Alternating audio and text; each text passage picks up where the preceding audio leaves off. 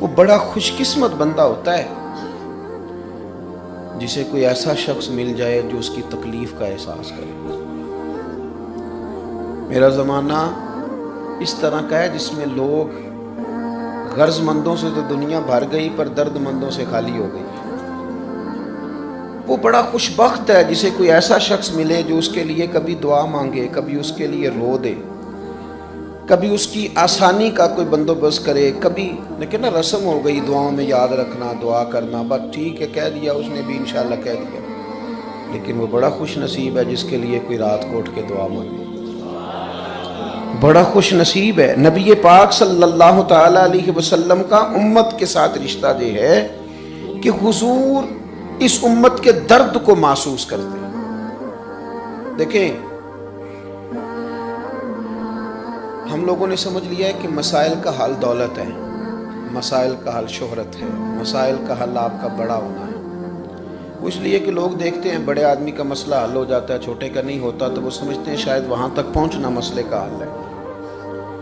کسی انسان کا سب سے بڑا مسئلہ یہ ہے کہ اگر وہ صبر چھوڑ کے بے صبرہ ہو گیا تو بڑی تکلیف میں، اگر وہ شکر کا رستہ چھوڑ کے ناشکری کی طرف سفر کر رہے تو تکلیف میں ہے۔ جو لوگ ذہنی الجھاؤ کا شکار ہیں، میری طرف دیکھیں جی، جو ذہنی الجھاؤ کا شکار ہیں، بے سکون ہیں، الجھ گئے ہیں، آزمائش میں آ گئے، ہر وقت کی پریشانی، کسی فرد کی اصلاح کر دینا، اسے اس طرح کا بنا دینا کہ وہ رب کریم کی محبت کا سفر کرنا شروع کر دے، اسے سجدے کا ذوق آنے لگے، وہ زندگی اس طرح کی گزارے کہ وہ سمجھے کہ یہ سارا کچھ تو بے مایا ہے، مجھے تو آخرت کے لیے کوئی فکر کرنی ہے، اس کی ذہن سازی کر دینا، یہ سب سے بڑی نیکی ہے، سب سے بڑی نیکی۔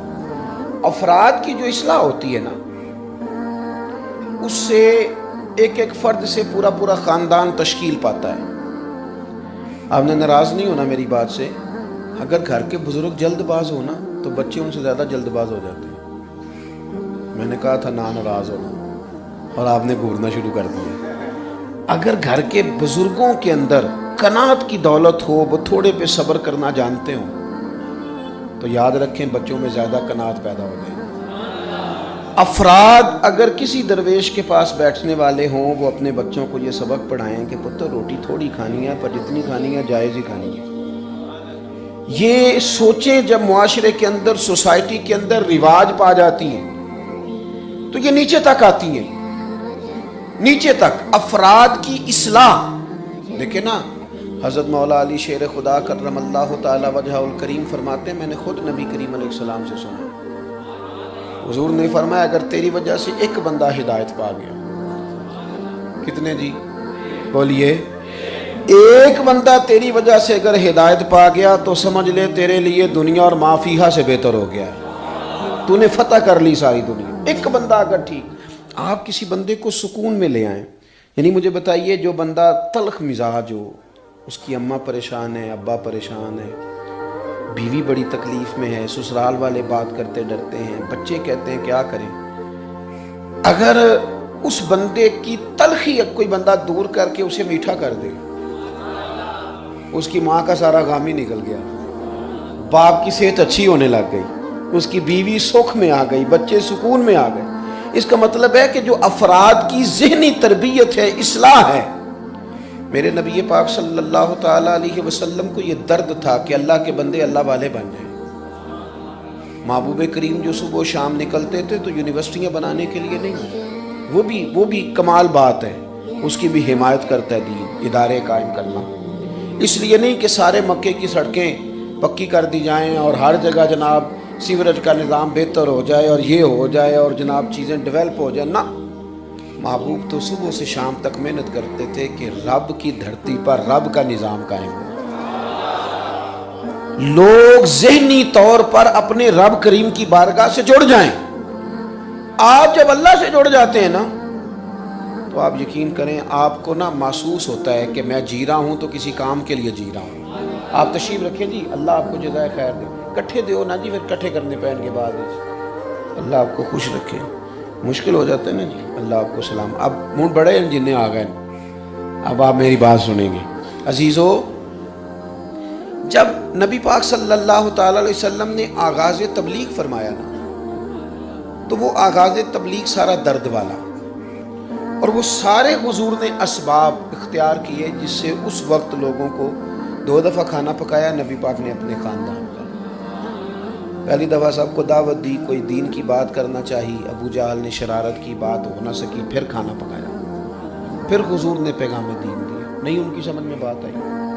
لیکن یہ ایک مشن ہے نا، یہ کام کرنا ہے۔